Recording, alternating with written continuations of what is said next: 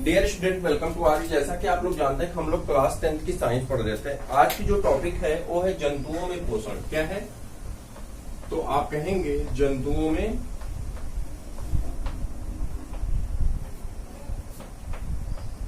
पोषण। और इससे पहले हमने आपसे बताया था कि पोषण का मतलब क्या होता है। पोषक तत्वों को ग्रहण करने की जो विधि होती है जिससे हमें ऊर्जा मिलती है उसी को हम क्या कहते हैं? पोषण कहते हैं। अब यहाँ पे बात आती है जंतुओं में कौन सा पोषण होता है। तो जंतुओं में जंतु कैसे होते हैं? परपोषी होते हैं। कैसे होते हैं? परपोषी होते हैं। तो आपसे पूछा जाए कोई ऐसा पादप भी है जो परपोषी होता है, 1 नंबर का क्वेश्चन होता है, तो आप तुरंत कह देंगे हाँ, कवक ऐसा पादप है जो कैसा है? परपोषी होता है। ठीक है। कवक परपोषी क्यों होता है? क्योंकि इसमें क्लोरोफिल क्या होता है? पर्णहरिम नहीं पाया जाता है, इसीलिए कवक क्या होता है? परपोषी होता है। क्लियर? ये तो एक छोटी सी बात है, 2 क्वेश्चन आपका यहाँ पे कवर हो जाता है। तो परपोषी किसे कहते हैं? उस प्रकार के जीव जिनके अंदर अपना पोषक तत्व बनाने की क्षमता नहीं पाई जाती है, जो किसी दूसरे के बनाए गए पोषक तत्वों के ऊपर निर्भर करते हैं, ऐसे जीवों को हम क्या कहते हैं? परपोषी कहते हैं। ऐसे जीव जो किसी दूसरे द्वारा बनाए गए पोषक तत्वों के ऊपर निर्भर करते हैं या आश्रित रहते हैं, उन्हें हम क्या कहते हैं? परपोषी कहते हैं। तो आप जानेंगे उन्हें क्या कहा जाता है? परपोषी कहा जाता है। क्लियर? तो उन्हें क्या कहते हैं? परपोषी कहते हैं। उन्हें क्या कहा जाता है? परपोषी कहा जाता है। क्लियर? अब आगे बढ़ते हैं। तो इसमें जब आते हैं परपोषी के बाद इसके आगे जब बढ़ते हैं तो इसमें अब सबसे बड़ी बात आती है जंतुओं में पोषण कैसे होता है। जंतुओं में पोषण परपोषी होता है तो इसकी विधि को बताना है। पोषण के कितने चरण होते हैं? तो पहला लाइन तो आपका क्लियर हो गया कि जो जंतुओं में पोषण होता है कैसा होता है? परपोषी होता है। तो आपसे पूछा जाएगा चरण कौन कौन से होते हैं, तो आप लिखेंगे जंतुओं में पोषण के चरण। जंतुओं में पोषण के चरण। और इस हेडिंग में पहली हेडिंग जो आपकी आ जाती है, जो पहला पॉइंट आता है वो क्या होता है? अंतःग्रहण। उसे क्या कहते हैं? अंतःग्रहण। अंतःग्रहण को इंग्लिश में कहते हैं इंगेशन। इसका मतलब होता है कि जंतुओं द्वारा पोषक तत्वों को ग्रहण किया जाता है, यानी जिस विधि द्वारा हम पोषक तत्वों को ग्रहण कर लेते हैं उसी को क्या कहते हैं? अंतःग्रहण। अंतः मतलब अंदर, ग्रहण मतलब लेना, यानी अंदर लेना, अपने शरीर के अंदर पोषक तत्वों को लेना ही क्या कहलाता है? अंतःग्रहण कहलाता है। जो चरण के पहली प्रक्रिया आती है पोषक तत्वों को ग्रहण करने या पोषक करने की पहली प्रक्रिया क्या होती? अंतःग्रहण होती। अंतःग्रहण में हम पोषक तत्वों को अंदर लेते हैं। जैसे अगर एक कोष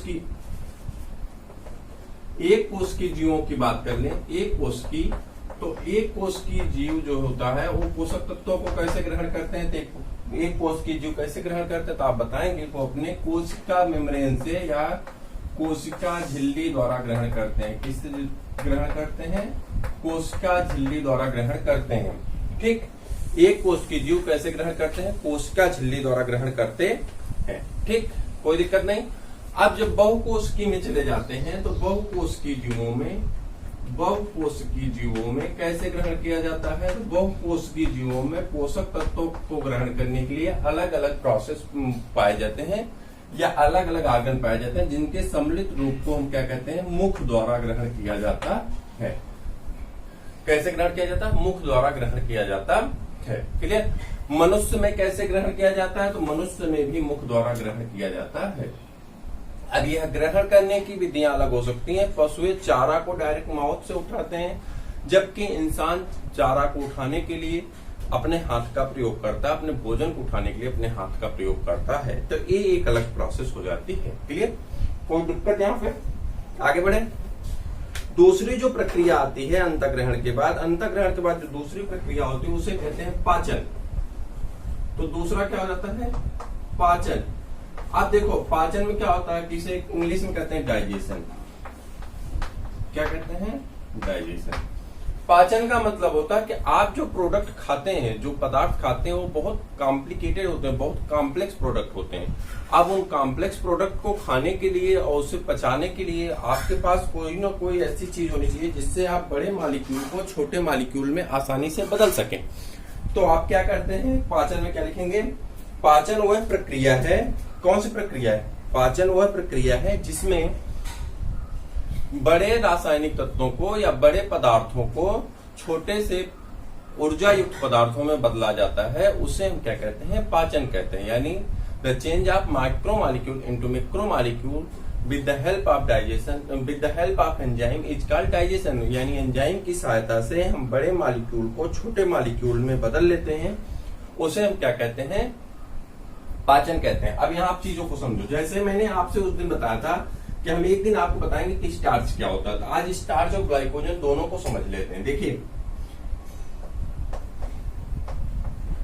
स्टार्च है,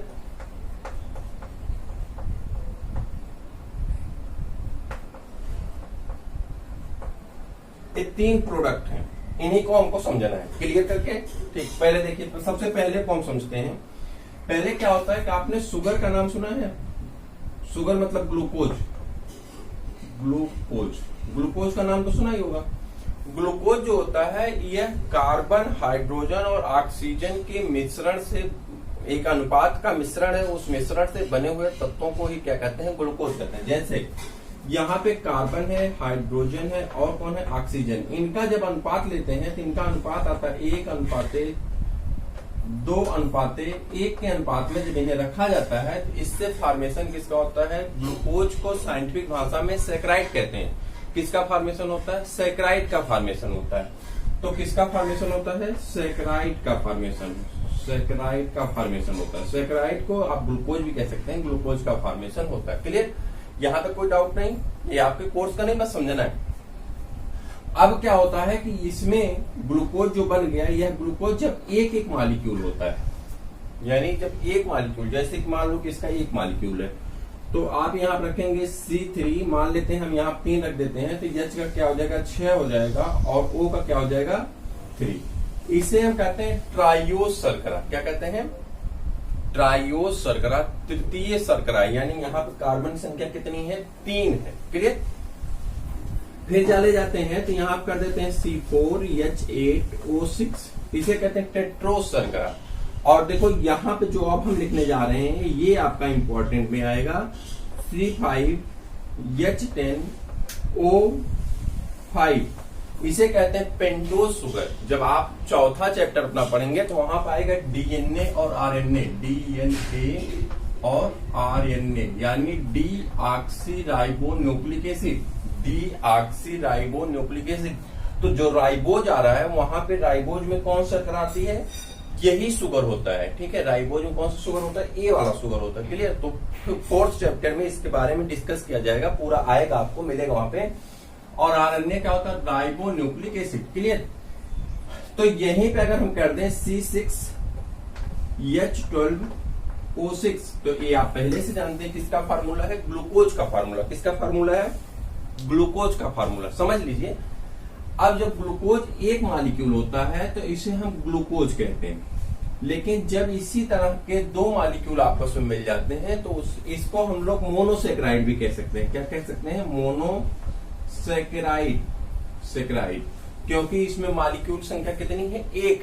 क्लियर, ये अकेले है, भले इसकी बॉडी में 6 कार्बन है लेकिन ये अकेला है। क्लियर, लेकिन जब 2 ग्लूकोज आपस में मिल जाए, ग्लूकोज प्लस ग्लूकोज मिल जाए, ठीक, ग्लूकोज प्लस ग्लैक्टोज मिल जाए, ग्लूकोज प्लस फ्रक्टोज मिल जाए, तो इस प्रकार से जब 2 मॉलिक्यूल मिलते हैं तो वहां पे फॉर्मेशन किसका होता है, पॉलीसेक्राइड, सॉरी, किसका फॉर्मेशन होता है, डाइसेक्राइड। डाई मतलब 2 और सेक्राइड मतलब ग्लूकोज। तो वहां पे ग्लूकोज यानी ग्लूकोज से संबंधित कार्बोहाइड्रेट के 2 मॉलिक्यूल हैं, तो उसे हम क्या कहते हैं, डाइसेक्राइड। जिसमें आपका क्या आता है, माल्टोज आता है, लैक्टोज शर्करा जो दूध में पाई जाती है, लैक्टोज होता है, और क्या होता है, माल्टोज, लैक्टोज और एक और कुछ होता है। ठीक है, सुक्रोज, माल्टोज, लैक्टोज और सुक्रोज। तो सुक्रोज किस में पाया जाता है, गन्ने के जूस में पाया जाता है। आप जानते हैं गन्ने के जूस में क्या पाया जाता है, सुक्रोज पाया जाता है। गन्ना का जूस पीने से इसीलिए आपको ताकत मिलती है।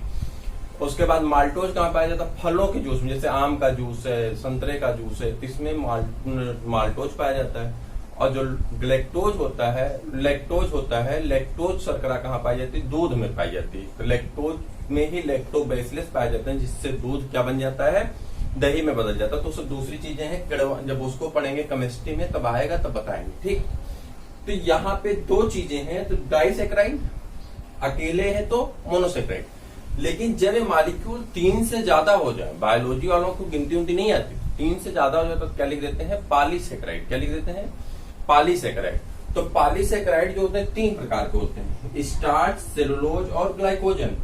स्टार्च और सेलुलोज इन दोनों को कहते हैं प्लांट शर्करा। क्या कहते हैं? प्लांट शर्करा, यानी ये पौधे में पाए जाने वाले हैं। आपने देखा होगा टमाटर के ऊपर, बैगन के ऊपर एक झिल्ली पाई जाती है, जब उन्हें उबालते हैं तो झिल्ली मिलती है, वो या तो स्टार्च की बनी होती है या तो सेलुलोज की। लेकिन जो हमारी बॉडी में बनता है उसे क्या कहते हैं? ग्लाइकोजन कहते हैं। क्या कहते हैं? ग्लाइकोजन कहते हैं। इसे क्या कहते हैं? एनिमल शर्करा। तो आपसे पूछा जाता है कि जब मॉलिक्यूल क्या होते हैं, हार्ड मॉलिक्यूल होते हैं, तो उन्हें क्या कहते हैं? स्टार्च कहते हैं या सेलुलोज कहते हैं। और हमारे बॉडी में जब ग्लूकोज ज्यादा होता है तो उसे किस में कन्वर्ट किया जाता है? ग्लाइकोजन में। और पादप किस में कन्वर्ट करता है? स्टार्च या सेलुलोज में। क्लियर? यहां तक कोई डाउट नहीं, ठीक। इसको बस जानना था, जोड़ना था। अभी हम आपको जोड़ रहे हैं, कहां से जोड़ना था। अब देखिए, आप खाते किसको हैं? खाते हैं आप स्टार्च को। चावल खाएंगे, गेहूं खाएंगे, ठीक है, और किसको खाएंगे? आलू खाएंगे, उसमें स्टार्च पाया जाता है। अब आप स्टार्च खाते हैं और आपको ऊर्जा मिलेगी किससे? ग्लूकोज से। आप खाते किसको हैं? स्टार्च को। ऊर्जा किससे मिलेगी? ग्लूकोज को, ग्लूकोज से। आप क्या काम करेंगे? जब खाना खाते हैं तो यही स्टार्च अब पाचन होगा। स्टार्च का पाचन किसमें होगा? पहले डाइसैकेराइड बनेगी, 2 शर्करा बनेगी, ठीक। और फिर डाइसैकेराइड टूट करके मोनोसैकेराइड बन जाएगी, यानी ए वाला ग्लूकोज बन जाएगा। और इस प्रकार से आपको ऊर्जा मिल जाती है। आप खाते किसको हैं? बड़े मॉलिक्यूल को। किसको खाते हैं? बड़े वाले मॉलिक्यूल को।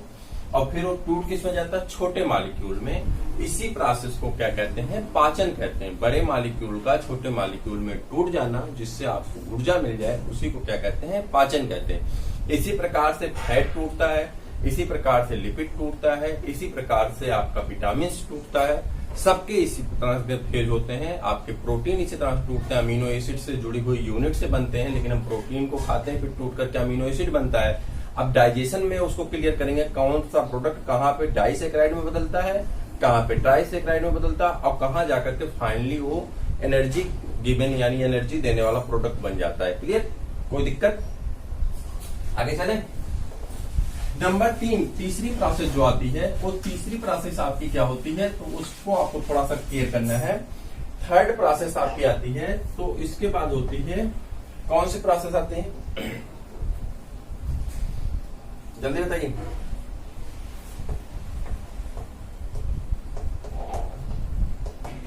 अवशोषण। अवशोषण का मतलब क्या होता है पता है? अवशोषण इंग्लिश कहते हैं एब्जॉर्प्शन। अवशोषण का मतलब होता है कि जो पोषक तत्व थे, जैसे ग्लूकोज था, ठीक, या डाइसैकेराइड थी, उससे बॉडी द्वारा अवशोषित कर लिया जाए। चाहे वो एक कोशिकीय जीव हो, चाहे वो बहुकोशिकीय जीव हो, उसके शरीर के जो भी कोशिकांग होते हैं उन्हें द्वारा, या कोशिका होती है उसके द्वारा उस ऊर्जा को, जो ऊर्जा खाई गई है, उस ऊर्जा को स्टोर कर लिया जाता है, इकट्ठा कर लिया जाता है। क्लियर? तो बॉडी द्वारा या शरीर द्वारा ऊर्जा युक्त पदार्थों को इकट्ठा करने की जो प्रोसेस होती है या जो प्रक्रिया होती है, उसी प्रक्रिया को हम क्या कहते हैं? एब्जॉर्प्शन कहते हैं। क्लियर? आगे फोर्थ क्या हो जाता है आपका? तो फोर्थ आपका हो जाता है एसिमिलेशन, जिसे कहते हैं स्वांगीकरण। क्या कहते हैं? स्वांगीकरण। स्वांगीकरण का मतलब होता है, आप यहाँ पे लिख सकते हैं एसिमिलेशन में, किसको लिख सकते हैं? जल्दी से बताइए, जल्दी। एसिमिलेशन क्या लिख सकते हैं? एसिमिलेशन। अब आप सोचते होंगे कि हम तो खाना खाते हैं, खाना मुंह में जाता है, मुंह में से पेट में चला जाता है, पेट में जाकर के खाना पच जाता है, फिर आंत में चला जाता है, फिर जो खराब पदार्थ होता है, जो नहीं पचा होता, शरीर से बाहर निकल जाता है। तो फिर हमारे हाथ में, पैर में, ब्रेन में, आंख में, कान में, नाक में, सब जगह ऊर्जा जाती कैसे है? तो ऊर्जा को एक सेल से या एक स्थान से दूसरे स्थान तक पहुंचा देना, यानी एक कोशिका से दूसरे कोशिका तक पहुंचा देना, एक कोशिकांग से दूसरे कोशिकांग तक पहुंचा देना ही क्या कहलाता है? स्वांगीकरण कहलाता है। और जो ऊर्जा पहुंच जाती है, इस ऊर्जा का उपयोग वहां पे किया जाता है। जैसे आपके ब्रेन में जब ऊर्जा पहुंच जाएगी तो आप अपने ब्रेन से काम करेंगे। ब्रेन का काम क्या है? सोचने का, तो सोचने का काम करेगा। पैर में ऊर्जा पहुंच जाएगी, पैर का काम दौड़ने का, चलने का, तो उसमें काम करेगा। उसी प्रकार से अगर कभी आपको चोट लगती है, कभी आप अस्वस्थ होते हैं, बीमार होते हैं, तो ऊर्जा जाकर के आपको ठीक करने का भी काम करती है। तो वह ऊर्जा क्या कहलाता है? इसी प्रोसेस को क्या कहते हैं? स्वांगीकरण। यानी शरीर में अवशोषित ऊर्जा को शरीर के अनेक पार्टों तक, शरीर के अन्य हिस्सों तक पहुंचा दिया जाता है, जिससे वह शरीर के किसका काम करती है? शरीर में कार्य करने की प्रणाली को तो दुरुस्त करती है, साथ में वहां पे चोट लगने पे उसे ठीक करना और उसमें ऊर्जा का प्रदान करना, उसकी वृद्धि करना इत्यादि कामों को भी स्वांगीकरण के द्वारा किया जाता है। क्लियर? अब पांचवी और अंतिम प्रोसेस है जिसका नाम क्या होता है? तो आप जानेंगे बहिक्षेपण। क्या होता है? बहिक्षेपण। और बहिक्षेपण को कहते हैं, यहाँ पे कहते थे इंगेशन, अब यहां कहते हैं इगेशन। इसे क्या कहते हैं?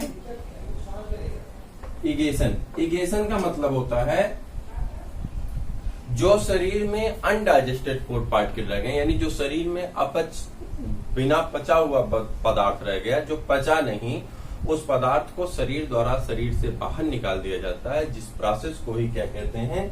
बहिक्षेपण या इगेशन कहते हैं। बहिक्षेपण या इगेशन कहते हैं। क्लियर? तो कोई दिक्कत यहां तक? आपको कोई डाउट? तो ये आपकी एक मेजर टॉपिक आपकी क्या कंप्लीट होती है? जंतुओं में पोषण। लेकिन इसी के साथ दो जंतुओं में, एक कोष की जंतुओं में हम लोग पोषण के बारे में थोड़ा सा समझते हैं, फिर उसके बाद हम लोग आगे बढ़ेंगे और वो होगा अगली टॉपिक हमारी होगी जिसका नाम होगा मनुष्य में पोषण। लेकिन उसके पहले आज की टॉपिक में ही इंक्लूड कर लेते हैं अमीबा में पोषण और पैरामीशियम में पोषण। क्लियर? तो चलिए देखते हैं जल्दी से, 2 मिनट लगेगा, ज्यादा टाइम नहीं लगेगा। अमीबा में, तो आप लिख लेंगे अमीबा में पोषण। अमीबा में पोषण। तो अमीबा में जब पोषण की बात करते हैं तो आप जानते हैं अमीबा कैसा है? एक कोष की जीव है। अमीबा कैसा है? एक कोष की जीव है। कैसा है? एक कोष की जीव है। दूसरा, अमीबा कैसा होता है? इसका शेप कैसा होता है? इनरेगुलर शेप होता है, यानी कोई निश्चित शेप नहीं पाया जाता। अमीबा अनिश्चित शेप का ऑर्गेनिज्म है। तो सपोज करते हैं कि कौन है? एक अमीबा है। ठीक, अमीबा को क्या चाहिए? भोजन चाहिए। अमीबा को क्या मिल गया? यहाँ पे कोई फूड पार्टिकल्स है। अब ये क्या काम करेगा? अमीबा अपने बॉडी में एक थोड़ा सा ग्रुप बनाता है, जिस ग्रुप का नाम होता है स्यूडोपोडिया। ठीक, यहाँ पे थोड़ा सा गड्ढा टाइप का बन जाता है और वो बना रहता है, पहले से बनता रहता है, बिगड़ता रहता है। उसे क्या कहते हैं? स्यूडोपोडिया, या इसे कूटपाद कहते हैं। हिंदी में क्या कहते हैं? कूटपाद। ठीक, तो झूठा पैर है, ये झूठी संरचना है, कोशिका में ही बनता, चूंकि एक कोश की कोशिका ही रहती है। अब इसमें क्या हुआ कि भोजन इसी में जाकर के यहाँ पे पहुंच गया, और जैसे यहाँ पे पहुंचता है अमीबा क्या काम करता है? अपनी शरीर को, ये मान लीजिए अमीबा की शरीर है और इसमें इसने भोजन को अंदर रख लिया। भोजन कहाँ चला गया? इसके शरीर के अंदर। और भोजन के शरीर के अंदर जाने के बाद आप जानते हैं कोशिका में क्या पाया जाता है? तो कोशिका में लाइसोसोम पाया जाता है। आपको याद होगा जब आप पढ़े थे क्लास 9 में, लाइसोसोम पाया जाता है। तो लाइसोसोम को क्या कहते हैं? Suicide bag of the cell. क्या कहते हैं? Suicide bag of the cell, यानी आत्महत्या की थैली। क्या कहते हैं? आत्महत्या की थैली कहते हैं। लाइसोसोम क्या कहते हैं? आत्महत्या की थैली। इसमें क्या पाया जाता है? डाइजेशन के एंजाइम पाए जाते हैं जो भोजन को डाइजेस्ट करने की क्षमता रखते हैं। अब ये क्या काम करेगा? इसको डाइजेस्ट कर देता है। जब ये डाइजेस्ट होने लगता है तो ये पहली प्रोसेस क्या हो गई? इंगेशन हो गया कि नहीं? इंगेशन मतलब अंतःग्रहण, यहाँ पे ग्रहण कर लिया। यहाँ पे लाइसोसोम अपना काम करने लगा, क्या हो गया? डाइजेशन। ठीक, तीसरी प्रक्रिया क्या होती है कि अब अमीबा के अंदर वो एनर्जी पहुंच चुकी है, डाइजेस्ट हो चुका है, अमीबा की बॉडी द्वारा उसे अवशोषित कर लिया गया। अमीबा थोड़ा सा भोजन करने के बाद तंदुरुस्त हुआ है। जब मोटा ताजा हुआ है, तो मोटा ताजा होने के बाद ये देखिए इसकी शरीर आ गई। अब तंदुरुस्त होने के बाद कुछ भाग उसके अनडाइजेस्टेड फूड के बचे रह गए। ठीक है, अमीबा की कोशिका है, इसमें एक न्यूक्लियस वगैरह है। ठीक है, अब अमीबा के अंदर पहुंचने के बाद अमीबा के अंदर जो भी पार्ट है अनडाइजेस्टेड फूड पार्ट के लिए बचा हुआ है, लेकिन उसके बीच में क्या हुआ, ये एब्जॉर्प्शन हो चुका है। जो भोजन था उसे बॉडी द्वारा एब्जॉर्ब कर लिया गया है, जिससे अमीबा क्या हो गया, बड़ा हो गया। अब जो एनर्जी थी उसी एनर्जी को क्या किया गया, कोशिकांग तक। कोशिका के अंदर बहुत सारे कोशिकांग पाए जाते हैं, जैसे कि माइटोकॉन्ड्रिया है, गोल्गी कॉम्प्लेक्स है, एंडोप्लाज्मिक रेटिकुलम है। ठीक है, तो उनके तक पहुंचा दिया गया। जब उनके तक पहुंचा दिया गया तो क्या हुआ, वो सब एकदम ताकतवर हो गए, ज्यादा से ज्यादा एनर्जी प्रोडक्शन करने लगे, ज्यादा से ज्यादा सब अपने काम करने लगे, सबको ऊर्जा चाहिए थी, सब अपना काम आसानी से करने लगे। और लास्ट में क्या हुआ कि जो अमीबा के अंदर जो अनडाइजेस्टेड फूड पार्टिकल थोड़ा सा रह गया था, उसे क्या किया गया, शरीर से बाहर निकाल दिया गया, जिसे क्या कहते हैं, ये हो गया एसिमिलेशन, जो कि कोशिकांग द्वारा इसे अवशोषित कर लिया गया। कोशिकांग द्वारा कोशिका के अंदर उपस्थित कोशिका अंगकों द्वारा इसे ऊर्जा को अवशोषित कर लिया गया, लेकिन अनडाइजेस्टेड फूड पार्टिकल इसमें रह गई थी, जिसे कोशिका द्वारा शरीर से बाहर निकाल दिया गया, यानी कोशिका से बाहर निकाल दिया गया। इस प्रक्रिया को क्या कहते हैं, बहिक्षेपण कहते हैं या इगेशन कहते हैं। ठीक है, इसे क्या कहते हैं, इगेशन कहते हैं। तो इस प्रकार से 5 प्रक्रिया आप जान गए कि एक कोश की जीव अमीबा में कैसी होती है। इसी प्रक्रिया को हम लोग क्या कहते हैं, अमीबा में पोषण। सेम प्रक्रिया, सेम चीजें आपको पैरामीशियम में सब कुछ ऐसे लिखनी, क्योंकि आप जानते हैं पैरामीशियम में क्या होता है, एक कोश की जीव होता है, तो सारी प्रक्रिया आपकी एक जैसी ही रहेगी। किसमें, पैरामीशियम में। बस थोड़ा सा परिवर्तन होता है कि सपोज करिए कि ये पैरामीशियम है और ये पैरामीशियम को थोड़ा सा संरचना इसकी सही नहीं बन रही, रुक जाइए फिर से देखते हैं। तो ये आपका पैरामीशियम है और इस पैरामीशियम में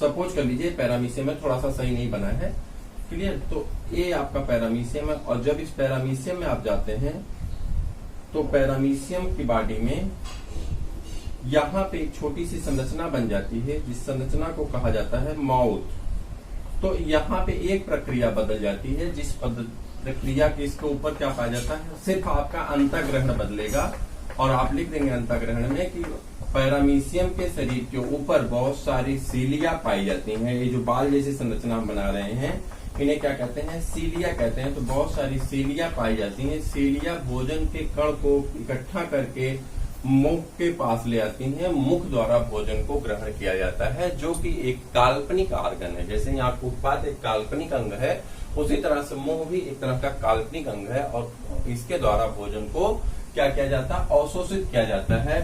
भोजन को ग्रहण किया जाता है। भोजन को क्या किया जाता है, मुख द्वारा ग्रहण किया जाता है। उसके बाद भोजन का पाचन लाइसोसोम नामक एंजाइम द्वारा किया जाता है। भोजन के पाचन के बाद कोशिकांग द्वारा उसकी ऊर्जा को अवशोषित कर लिया जाता है। फिर उसे हर एक कोशिकांग को दे दिया जाता है, जिससे वह अपने प्रोडक्शन करने लगते हैं, ऊर्जा का प्रोडक्शन करने लगते हैं। और अंततः क्या होता है कि जो अनडाइजेस्टेड फूड पार्टिकल होता है उसे कोशिका द्वारा बाहर निकाल दिया जाता है। तो इस प्रकार से अमीबा में और पैरामीशियम में आज आप समझ लिए कि पोषण कैसे होता है। एक बार 2 मिनट में हम रिवीजन करा दें कि आपने आज जो भी पढ़ा उसका नाम था जंतुओं में पोषण। जंतुओं में पोषण परपोषी होता है। परपोषी जंतुओं का पोषण किस पे निर्भर करता है, निर्भर करता है कि किस जंतु से भोजन को ग्रहण करते हैं। भोजन के कुछ चरण होते हैं, भोजन ग्रहण करने के कुछ चरण होते हैं। पहला चरण ये होता है भोजन को हम अंतःग्रहण करते हैं। अंतःग्रहण का मतलब होता है कि भोजन को शरीर के अंदर लेना। फिर उसका होता है पाचन। पाचन में हम क्या काम करते हैं, बड़े मॉलिक्यूल को छोटे मॉलिक्यूल में कन्वर्ट कर देते हैं। फिर उसका होता है अवशोषण। भोजन में उपस्थित ऊर्जा को शरीर द्वारा अवशोषित कर लिया जाता है। फिर उसके बाद होता है एसिमिलेशन, यानी जो ऊर्जा अवशोषित की जाती है शरीर के अन्य कामों में उसे लगा दिया जाता है। और अंत में होता है आपका बहिक्षेपण, जो शरीर में अनडाइजेस्टेड फूड पार्टिकल होते हैं उसे शरीर के बाहर निकाल दिया जाता है। इसी प्रक्रिया को अमीबा में और पैरामीशियम में आप समझ लीजिए। तो आपकी नेक्स्ट टॉपिक होगी जिसका नाम होगा मनुष्य में पोषण, जिसे आपको कल पढ़ना होगा। तो हम लोग आज विदा लेते हैं, फिर मिलते हैं कल, तब तक के लिए इजाजत दीजिए। जय हिंद।